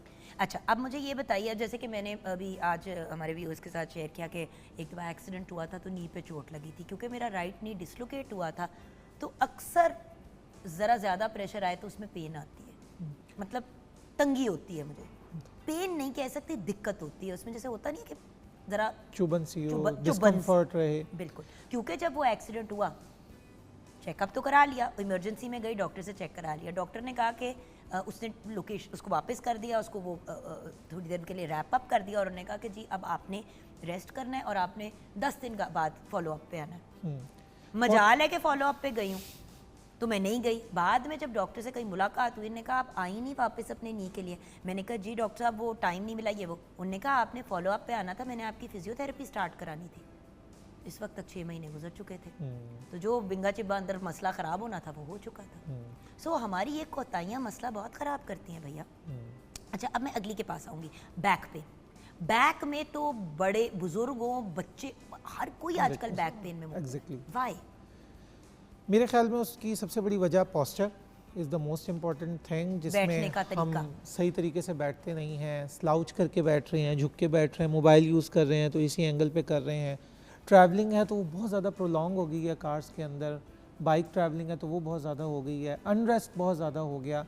एक और चीज़ जो बहुत कॉमन है, जो रिसर्च कहती है कि स्ट्रेस अगर किसी को ज़्यादा हो तो उसको बैक पेन बहुत ज़्यादा होती है, बिकॉज स्ट्रेस के डायरेक्ट कनेक्शंस हैं, रिलेशनशिप्स हैं विद द बैक। उसमें एक चीज़ है, एक स्ट्रक्चर है जिसे फेशिया कहते हैं, वो जल्दी टाइट हो जाता है अगर स्ट्रेस इंक्रीज़ हो जाए। आपने सुना होगा कॉमनली लोगों को डायरिया हो गया, लोगों को बैक पेन हो गई एग्ज़ाम के करीब, या कोई ऐसा इवेंट है उन्होंने कहीं प्रेजेंट करना है तो उनको जो है डिस्टर्बेंस शुरू हो जाती है बैक में। This is one of the reasons. Wow. अच्छा, एक और चीज़, नेक पेन। ये गर्दन में बड़ी दर्द होती है लोगों को। अब गर्दन में पेन की मुझे सेंस नहीं आती, इन्नी जही गर्दन होती है, एदे विच क्यों दर्द होती है? इसमें दर्द इसलिए होती है इतना कि सा हमारे उसने सिर बेचारी ने उठाया हुआ है, मतलब अगर आप टेक्निकली देखें तो गर्दन बेचारी तो सबसे कम बोझ उठा रही है, एनी जी सिरी, ये चले बड़ी सिरी भी होती है, बट मतलब नेक का इतना पेन। देखिए बैक की पूरी बॉडी का, मतलब ऊपर की पूरी बॉडी को वो वेट कैरी कर रहे हैं, नीज के भी समझ आती है, मगर मुझे नेक पेन की लॉजिक नहीं समझ आती। हमारे जो फेस और स्कल है ना, तकरीबन 4 kg 5 kg के करीब इसका वेट होता है एक एडल्ट का। हमारी नेक जब हम बैठे हुए हैं ऑल द टाइम, हमारे मसल्स, हमारे जॉइंट्स जिसका दिमाग कम हो उसकी काम कर रहे हैं, 2 किलो भी वजन हो सकता है जी। तो हमारा हर वक्त जो है ये मसल्स काम कर रहे हैं ताकि वो लिफ्ट करके रखें। आपको पता है कि ग्रेविटी हमेशा पुल कर रही होती है नेक को, सर को, तो उसको स्टेबल रखने के लिए मसल्स लोडेड रहते हैं, तो इस वजह से नेक में टेंशन यानी कि मसल थक जाते हैं, फटीग आ जाती है, तो लोगों को पेन आता है। अच्छा, हमारी ही टीम के हमारे एक साथी कैमरा डिपार्टमेंट से, बहुत ही प्यारे छोटे भाई हैं मेरे, उनकी नेक में मुझे वो भूलता ही नहीं है। मैं जब उस बच्चे की शक्ल देखती हूँ मुझे याद आ जाता है। यंग लड़का, एक्सरसाइज करने वाला, जिम जाने वाला, उसकी नेक में पेन हुई। आपको पता है वो चकरा के गिर जाता था, उसको वो लिटरली वो बेहोश हो जाता था, लाइक उसको चक्कर आते थे, और इशू नेक का ही था। उसको कोई, अल्लाह का शुक्र है, न्यूरो शुरू का अल्हम्दुलिल्लाह कोई बीमारी नहीं थी। नेक का इतना बड़ा रोल है कि आप बेहोश भी हो सकते हैं। ऐसा है, हमारी खून की ना एक नाली जा रही है, अगर वो कॉम्प्रोमाइज़ हो जाए कुछ सेकंड्स के लिए तो हम बेहोश हो जाते हैं। कुछ चक्कर आ जाते थे और उसको घबराहट होनी शुरू हो जाती थी। वो बेचारा बहुत तकलीफ में था। अल्लाह का शुक्र है कि ही इज़ गुड नाउ, अल्लाह का शुक्र। बट अगेन वही फिजियो, वही कॉलर पहनना, सारा कुछ करना। आपने सुना ना वो कंगफू में वो कुछ ऐसे हिट करते हैं और उसके बाद जो है एकदम से कॉम्प्रोमाइज़ होता है और बंदा जो बेहोश हो जाता है। उसकी रीज़न ही यही है कि हम वेसल, खून की नाली, उसको ब्लॉक करते हैं। जैसे ही ब्रेन में सप्लाई कम जाती है, ब्लैकआउट होता है, पर्सन जो है वो फॉल कर जाता है।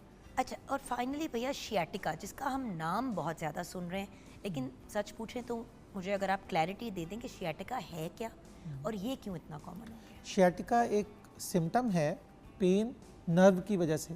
कमर से जो नर्व्स निकल रही हैं, जो टांगों में आ रही हैं, वो करंट लेके आ रही हैं। अगर वो करंट का फ्लो यानी कि बहुत ज़्यादा हो जाए, ऐसे जैसे प्रेशर से आना शुरू हो जाए उसका फ्लो, तो पेशेंट को इस तरह की पेन आती है जैसे किसी ने नाइफ इंसर्ट कर दी है टांग के अंदर और घुमा रहा है वो उसको पुल कर रहा है जोर का, और वो बड़ी एक कुछ सेकंड्स के बाद बार बार आती रहती है, जैसे हम कहते हैं पल्सेटिंग है, बार बार आ रही है जा रही है आ रही है जा रही है, वो इतनी शदीद होती है कि कई दफ़ा लोगों को सुन कर देती है, एरिया सुन हो गया, एहसास ख़त्म हो गया, कीड़ियाँ चल रही हैं, सनसनाहट हो रही है। और इसकी शिद्दत ऐसी है कि कई दफ़ा लोग बेड से भी उठ नहीं पाते, और जब ठीक भी हो जाते हैं तब भी उनको कभी ना कभी किसी खास पॉइंट और पे पेन अगर वो आता दिखने रहता वाली है। बीमारी नहीं है तो जिस तरह फाइब्रोमाइल्जिया पे भी अक्सर लोग कहते हैं कि ये तो ड्रामे नहीं खत्म होते, उसी तरह शियाटिका पे लोग कहते हैं कि ये तो ड्रामे कर रहे हैं। ये लेकिन बड़ी sciatica is a real problem, और उसको ट्रीट करवाना, पूरा कंप्लीट ट्रीट करवाना बहुत ज़रूरी है। Medication is not the only solution to complete the recovery. उसके लिए लाजमी एक्सरसाइजेस को करना पड़ता है ताकि शैटिका का प्रॉब्लम कंप्लीटली ख़त्म हो जाए। अब डॉक्टर साहब देखिए, हमने 4 चीज़ों की बात की है। हमने knee pain, back pain, neck pain और शियाटिका की बात की है। उसकी एक्सरसाइजेस भी आप हमें खुद ही करके दिखाएंगे। यूजुअली व्यूअर्स हमारे साथ कोई ना कोई पेशेंट होता है, हमने इसलिए आज डॉक्टर साहब से स्पेशली रिक्वेस्ट की कि वो करें, क्योंकि लोग कहते हैं कि भाई फिजियोथेरेपिस्ट पे जाके तो हमने कर ली अपनी, लेकिन घर पे फिर वो नहीं फॉलो अप करते। तो अगर फिजियो या एक्यूपंक्चर या जो भी करना है, मतलब जो भी, खैर एक्यूपंक्चर तो आप घर पे नहीं कर सकते, बट स्पेशली फिजियो और बेसिक जो एक्सरसाइजेज हैं वो अगर आप सीख लेते हैं तो कम से कम आप घर पे भी कर सकते हैं, जो डॉक्टर साहब आपको भी करके दिखाएंगे। अच्छा, अगर ना करें ट्रीटमेंट, इन सब चीज़ों का अगर आप ट्रीटमेंट ना करें, ना ये एक्सरसाइजेस करें, इसका लॉन्ग टर्म क्या इफेक्ट होता है? क्योंकि शॉर्ट टर्म तो लोग शॉर्ट टर्म ही देखते हैं, ये नहीं देखते कि 10 साल बाद क्या होगा। हर इंजरी जो बॉडी में होती है ना, ब्रेन और बॉडी के टिश्यूज़ उसको सेव करते हैं। आसान अल्फाज में ख़राबी पैदा होती रहती है, वो एक पॉइंट आता है इतनी ज़्यादा इंक्रीज़ कर जाती है, फिर उसको रिकवर करना मुश्किल हो जाता है, या उसका रिकवरी टाइम बहुत ज़्यादा इंक्रीज़ हो जाता है। जैसे मैंने शुरू में बात की कि नी मसल्स ख़राब हुए, वीक हुए, उसके बाद बोन ग्राइंड होती जा रही है, तो वो कार्टिलेज जो है बिल्कुल घिस जाती है। अब वो कार्टिलेज नई नहीं बनती, वो घिस गई है, जोड़ ख़राब हो गया, सो उसको रिकवर करना उस वक्त मुश्किल हो जाता है। फिर लोग जाते हैं रिप्लेसमेंट सर्जरीज़ में, और इस तरह के सॉल्यूशंस लेने की कोशिश करते हैं जिनका अल्टीमेटली किसी ना किसी पॉइंट पे एक स्पेसिफिक परसेंटेज में रिकवरी आती है। पेन किलर्स ऐसे कुछ लोग, अब जो इंसान ऐसी किसी भी तकलीफ में मुब्तला है, चाहे वो बच्चा क्यों ना हो, वो जब तक आप उसको दर्द की दवाई नहीं देंगे तब तक उसकी तबीयत नहीं बेहतर होगी। अब वो दर्द की दवाई क्या करती है? आप पैरासीटामोल की बात कर लें, आइबुप्रोफेन की बात कर लें, एस्पिरिन की बात कर लें। एस्पिरिन आपका खून जो है वो और पतला कर देती है, और ज़्यादातर इन पेन्स में आपको आइबुप्रोफेन या इसकी ज़रूरत होती है पैरासीटामोल की। अब इन सॉल्ट्स की का फ़ायदा भी बहुत है, ये आपको ऑफ कोर्स तकलीफ से निकालते हैं, लेकिन अगर आप इसको कॉन्स्टेंटली यूज़ करते हैं व्यूअर्स, तो भैया से बेहतर आपको कौन बता सकता है कि आपके गुर्दे भी उड़ जाते हैं और आपका जिगर भी उड़ जाता है। राइट के रॉन्ग? बिल्कुल, और ये सिम्टम्स को नॉर्मली ट्रीट कर रही होती है, इन्फ्लेमेशन को कम कर रही मसले होती का है, हल नहीं है ये। लेकिन वो अल्टीमेटली जॉइंट को सही नहीं करती। जॉइंट जो है वो ख़राबी की तरफ रहता है किसी न किसी परसेंटेज में। हाँ, दर्द की शिद्दत में ज़रूर चेंज आ जाता है, लेकिन वो पूरा रिकवर नहीं करता। फिर वो इंजरी सेव होती रहती है और फिर रिकवरी में नहीं जाती है, एट द एंड ख़राब कर देती है जॉइंट। बिल्कुल सही। तो ऐसा करते हैं भैया, ब्रेक की तरफ चलते हैं। ब्रेक के बाद जब वापस आएंगे तो आप अपने एंड पे आ जाएंगे, मैं आपकी सीट पे आ जाऊंगी, और आप हमें 1 बाय 1 बताएंगे इन चारों चीज़ों की क्या एक्सरसाइजेज सेफली घर पे की जा सकती हैं, जो अगर वो वाली पेन नहीं भी है और आप अगर कंफ्यूज्ड भी हैं और आपको मिसअंडरस्टैंडिंग भी हुई है, तो ये आपको कोई नुकसान नहीं पहुंचाएंगी। तो हम वो बताएंगे। एंड ऑफ कोर्स अगर डॉक्टर ने, मॉलेज ने आपको फिजियोथेरेपी कहा है तो फिजियोथेरेपिस्ट के पास जाना है, घर पे आपने सिर्फ पंगे नहीं करने। ये तो हम आपको वो चीज़ें बता रहे हैं कि आप कर सके, मैनेज कर सके, लेकिन फिजियोथेरेपिस्ट और प्रॉपर ट्रेंड डॉक्टर जो आपको कह रहा है, आपने उस चीज़ को फॉलो करना है। राइट भैया? हम ब्रेक के बाद वापस आएंगे और किचन में भी नज़र डालनी है, आप हमारे साथ रहिएगा।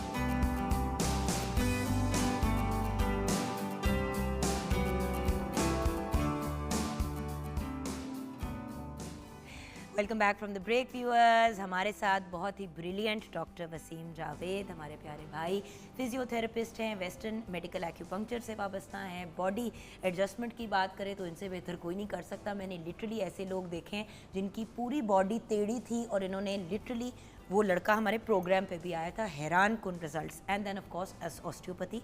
और क्योंकि डॉक्टर साहब का इतना डायरेक्ट लिंक है और सबसे ज़्यादा ये काम ही पेन मैनेजमेंट पे करते हैं, तो हमने सोचा कि आज हमें डिफरेंट एरियाज़ में जहाँ पेन हो तो उससे रिलेटेड गाइडेंस दें। तो डॉक्टर साहब अगर हम नेक से शुरू करें। जी, स्टार्ट करते हैं। सबसे पहले गर्दन में टाइटनेस होती है और उस टाइटनेस की वजह से लोगों को गर्दन में टेंशन रहती है। उसके लिए पहली एक्सरसाइज जो रिलैक्सेशन एक्सरसाइज है, उसमें आपने लेटना है, आपने एक टॉवल रोल कर लेना है इन दिस वे, सीधा लेट के इस टॉवल पे आपने अपनी नेक को प्लेस कर देना है। आफ्टर द प्लेसमेंट आपने होल्ड करना है इस पोजीशन को फॉर अराउंड 15 मिनट्स।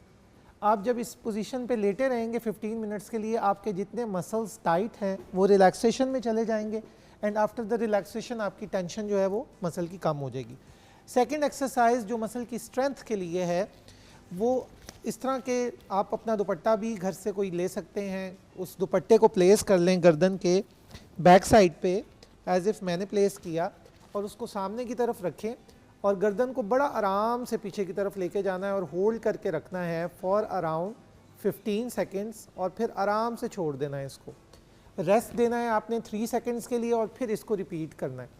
ये एक्सरसाइज अगर आप 10 टाइम्स दिन में एक दफ़ा कर लें तो नेक जो है उसके मसल्स वीकनेस में नहीं जाएंगे। अब देखिए ना भैया, कितनी आप सिंपल चीज़ें बता रहे हैं जो आराम से हो सकती हैं। लोग ऐसे फिजियोथेरेपी से डरते हैं कि जैसे अल्लाह माफ़ी दे हम उनको कत्ल करने वाले हैं या पता नहीं उनको हमने मैराथन भगाना है। ये दो जो आपने चीज़ें बताई हैं ये तो ना करने के बराबर है।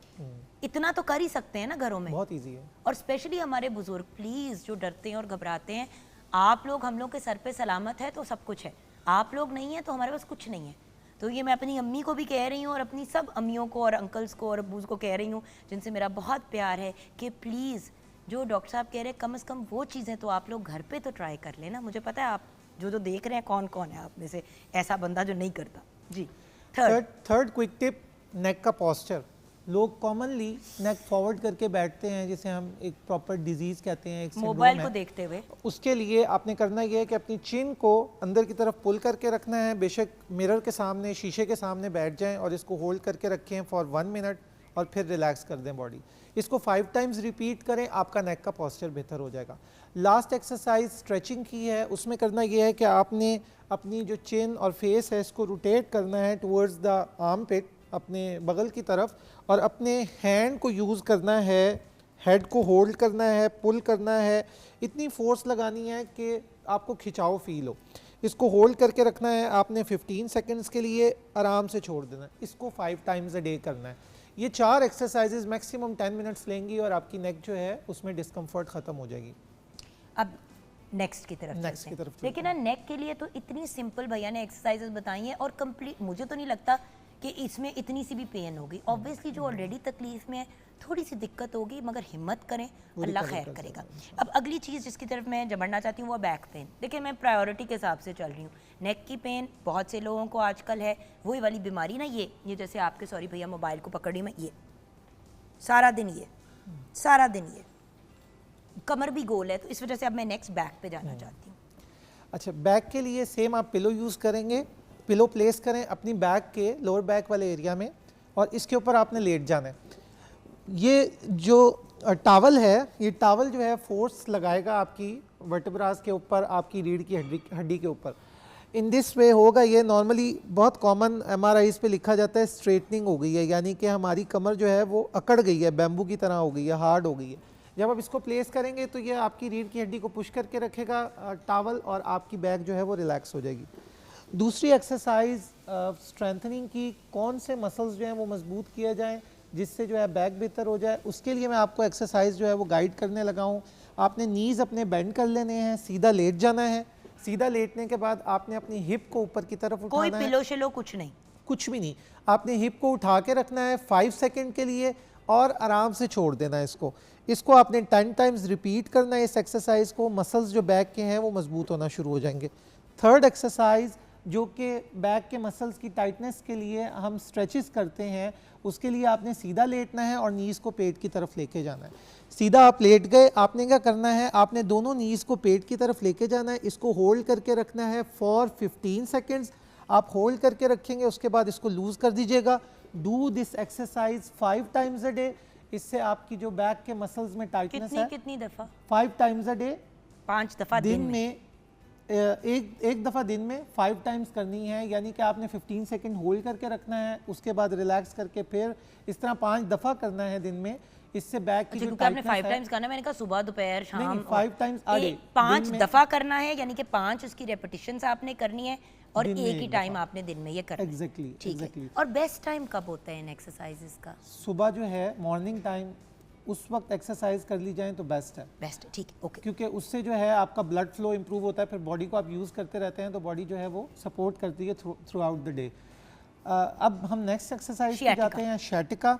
शैटिका जो है इसके लिए ये प्रॉब्लम मैंने बताया था नर्व की होती है, तो इसमें जो पहली एक्सरसाइज है जिसमें हमने अपनी शैटिक नर्व को रिलैक्स करना है वो ये है कि आपने नी के नीचे इस तरह की कोई सपोर्ट रख लेनी है। किधर होती है?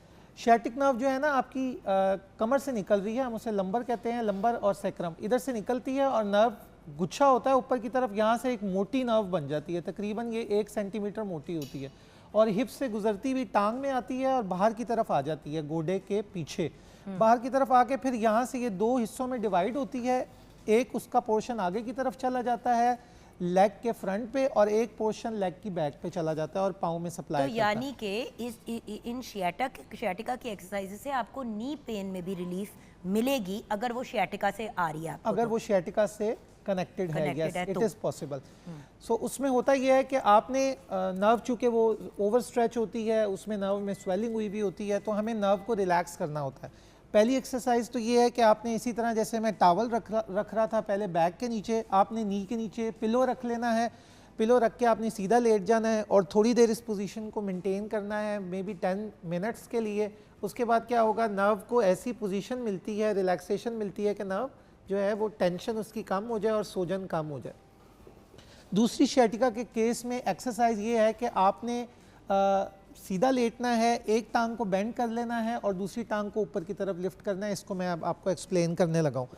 आप सीधा लेट गए, आपने क्या करना है कि लेफ्ट लेग फॉर एग्जांपल ये ठीक टांग है, इसको आपने बेंड कर लिया, राइट लेग आपकी इफेक्टेड लेग है, आपने इसको ऊपर की तरफ लेके जाना है आराम से। हाय नहीं सीधा होती टांग जिनको शियाटिका नहीं सीधी होती, वाकई जिनको शियाटिका हो बहुत शदीद दर्द होती है, तो आपने बड़े आराम से वापस ले आना है और बड़े आराम से ऊपर लेके जाना और भैया नेक ऐसे ही होगी आपकी? नेक रिलैक्स्ड होगी, मैं आपको एक्सप्लेन करने के लिए बता रहा हूं। नहीं मैं इसी के लिए क्लियर कर रही हूँ ना जी, बिल्कुल रिलैक्स्ड होगी, बिल्कुल सीधी आपने नाक अपना हेड रखना है, हेड सीधा रखना है इन दिस वे, और इस तरह आपने आराम से अपनी जो ये लेग है और ये थाई है, यानी कि ये रान है और ये टांग का नी के नीचे वाला हिस्सा, नी के नीचे वाला हिस्सा मूव होगा। भैया आपने तो रान कह के सालन ही बना दिया।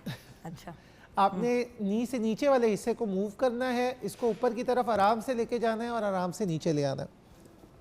ये शैटिका की बेस्ट एक्सरसाइज है। लास्ट एक्सरसाइज शैटिका की, चूँकि sciatic nerve from the back to the foot पाँव की उंगलियों तक आती है, तो इसके लिए आपने सीधा लेट जाना है, अपनी एड़ी और अपने पाँव को मूव करना है इन दिस वे, इस तरह मूव करना है कि पाँव की उंगलियाँ आपके चेहरे की तरफ आएँ और उसके बाद आपने रिलैक्स कर देना है। पाँव की उंगलियां आपके चेहरे की तरफ आए, आपने रिलैक्स मतलब इतना हम पाँव तो अपना हिला सकते हैं व्यूअर्स घर पे लेटे हुए। हाँ। और ये तमाम एक्सरसाइजेस दिन में एक दफ़ा और इसको रिपीट करना है 5 दफ़ा 10 टाइम्स। 10 टाइम्स ये 10 बिकॉज ये तमाम एक्सरसाइजेस जो है ना, ये फ्लेक्सिबिलिटी की एक्सरसाइजेस हैं, इसको मिनिमम 10 टाइम्स लाजमी करना है। लास्ट एक्सरसाइज अगर हम नी की बात करें तो नी में जैसे हमने डिस्कस किया कि हमारे जो मसल्स हैं उनमें वीकनेस आ जाती है या हमारी जो कार्टिलेज है वो घिसना शुरू हो जाती है, तो उसके लिए जो पहली एक्सरसाइज जो सबको कर लेनी चाहिए घर में वो ये है कि आपने सीधा बैठ जाना इसी तरह चेयर के ऊपर और अपनी टांग को ऊपर की तरफ लिफ्ट किया, आराम से नीचे लेके गए। नॉर्मली होता क्या है, लोग फास्ट करते हैं, लोगों को लगता है ये एक्सरसाइज प्रॉपर हो रही है, this is not the right way to do this exercise. तो और मसले एग्जैक्टली हमें जब भी इस एक्सरसाइज को करना है, हमने नी ये टांग को आराम से मूव किया और उसके बाद आराम से नीचे लेके जाना है, बिकॉज ये जो वापस मैं लेके जा रहा हूँ अब भी मसल मेरा जो है वो एक्टिव होना चाहिए, because most of the time जब हम नीचे बैठते हैं उठते हैं तो वापसी वाला जो एंगल है उसमें मसल को मजबूत होना ज़रूरी है। सेकंड एक्सरसाइज जो कि नी के लिए है, आपने सीधा लेट जाना है, नी के नीचे इसी तरह पिलो प्लेस करना है, सीधा लेट के आपने अपने नी को ज़मीन की तरफ पुश करना है, इतनी फोर्स लगानी है कि आपका पिलो जो है वो दब रहा हो। दूसरा, ये एक बड़ी गलती लोग कॉमन करते हैं कि अपना फुट हवा में या तो उठा लेते हैं या हिप हवा में उठा लेते हैं, ऐसा कुछ भी नहीं करना। आपने अपनी हील को यानी कि एड़ी को और हिप को दोनों को प्लेस करके रखना है बेड के ऊपर और अपने सिर्फ गोडे को नीचे धक्का लगाना है, इतना लगाना है कि तकिया जो है उसका साइज़ चेंज हो जाए और इसको होल्ड करके रखना है, यानी कि इसको ज़ोर को लगा के रखना है 10 सेकंड के लिए और ये एक दफ़ा होगा। इसको 10 दफ़ा करना है दिन में एक दफ़ा। ये दूसरी एक्सरसाइज है। तीसरी एक्सरसाइज जो कि नी के लिए है, मैं अब स्टैंडिंग पोजीशन में आना चाह रहा हूँ नी की स्ट्रेचिंग के लिए। आपने क्या करना है कि दीवार के साथ बेशक खड़े हो जाएं या बेड के किसी कोने पे इतना ऊंचा एरिया हो कि आप उसके ऊपर हाथ प्लेस कर सकें। इस एक्सरसाइज के लिए आपने जो थाई के मसल अगर टाइट हो जाते हैं, लोग कहते हैं अक्सर हमारे थाई के मसल्स में दर्द ही नहीं ख़त्म हो रहा ऊपर, कुछ लोग कहते हैं खलियां पड़ गई हैं, कुछ लोग कहते हैं हमारे नी में दर्द आ रहा है, ऊपर से नीचे तक आ रहा है, चपनी की हड्डी के ऊपर दर्द रहता है। इसके लिए आपने अपने फुट को पकड़ना है। फुट को पकड़ने के बाद आपने गोडे को हल्का सा पीछे लेके जाना है, घुटने को अपना हल्का सा पीछे लेके जाना है और अपने पाँव की एड़ी को हिप की तरफ लेके इसको होल्ड करके रखना है। इसको आपने 10 सेकंड्स के लिए होल्ड करना है। दूसरी जो आपका लेफ्ट हैंड और साइड है उसको सपोर्टेड रखना है ताकि गिर ना जाए, बैलेंस ना आउट हो जाए, चोट ना लग जाए। ये बहुत ज़रूरी है, गिरने से बचना है। सो इस एक्सरसाइज को आपने मेंटेन करना है 10 टाइम्स, दिन में एक दफ़ा 10 दफ़ा करना है और 10 सेकंड के लिए इसको खींच के रखना है और आराम से छोड़ देना है। ये तमाम एक्सरसाइजेज हैं हमारे नेक, बैक, शैटिका और नी की। आप हमारे व्यूअर्स को मैसेज क्या देंगे भैया? मैं ये मैसेज दूंगा कि आप अपनी लाइफ में वॉक लाजमी ऐड कीजिए, बिकॉज इट्स वेरी इंपॉर्टेंट। अगर आप एक्टिविटी करते रहेंगे तो आपके मसल्स जो हैं मजबूत रहेंगे, और अगर नहीं करेंगे, बैठे रहेंगे ज़्यादा देर, नॉर्मली एक्टिविटीज़ में जब हम नहीं रहते, एंगेज नहीं रहते, तो हमारे मसल्स हैंग हो जाते हैं, लटक जाते हैं। तो हमने मसल्स को लटकाना नहीं, एक्टिव रखना है। इवन उन लोगों के लिए भी ये मैसेज है जो ओल्ड एज में जा रहे हैं, 50+ से 60 पे जा रहे हैं, उनको ये चाहिए कि वो रोज़ाना जो मैंने एक्सरसाइजेज बताई हैं वो करें, बिकॉज़ ये बहुत कॉमन है तमाम प्रॉब्लम्स इस एज में। तो काइंडली ये तमाम एक्सरसाइजेज आप ज़िम्मेदारी से कीजिए। नेक, बैक, नी और शैटिका यही कॉमन प्रॉब्लम्स हैं। आपको ये वाले प्रॉब्लम्स इंशाल्लाह नहीं होंगे अगर आप इनको कंटिन्यू रखेंगे। पिज्ज़ा की क्या सिचुएशन है? पिज़्ज़ा बिल्कुल तैयार हो गया है। एक हमारा पिज़्ज़ा बन रहा है, तो ये देखिए ना, गरम गरम अभी निकला है। ये देखिए ये मैंने एडम्स की चीज़ कितनी मज़े की क्रिस्पी हुई हुई है बिल्कुल, और वो जो सॉसेजेस क्रस्ट की है। साइड पे हैं। So absolutely delicious. Thank you so much. Welcome. तो व्यूअर्स, हमें दुआओं में याद रखिएगा, पिज़्ज़ा ज़रूर बनाइएगा और उससे ज़्यादा ज़रूरी अपनी सेहत का ख्याल रखिएगा। और सेहत का ख्याल रखने का बेहतरीन तरीका है अच्छे प्रोडक्ट्स का इस्तेमाल करना अपनी कुकिंग के अंदर भी। और जो डॉक्टर साहब ने स्पेशली आपको एडवाइस दी है कि ये एक्सरसाइजेस कर ले, व्यूअर्स, ये नॉर्मली भी अगर हम अपनी डे टू डे लाइफ में कर लेते हैं तो एक अच्छी स्ट्रेच आ जाती है बॉडी के अंदर और आप फ्यूचर प्रॉब्लम से भी बच जाते हैं। और अगर आपके मॉलिज ने कोई आपको और ट्रीटमेंट बताई हुई है तो उनसे डिस्कस करके फिर ये ज़रूर स्टार्ट कीजिएगा। अपना ख्याल रखिएगा। खुदा हाफिज़।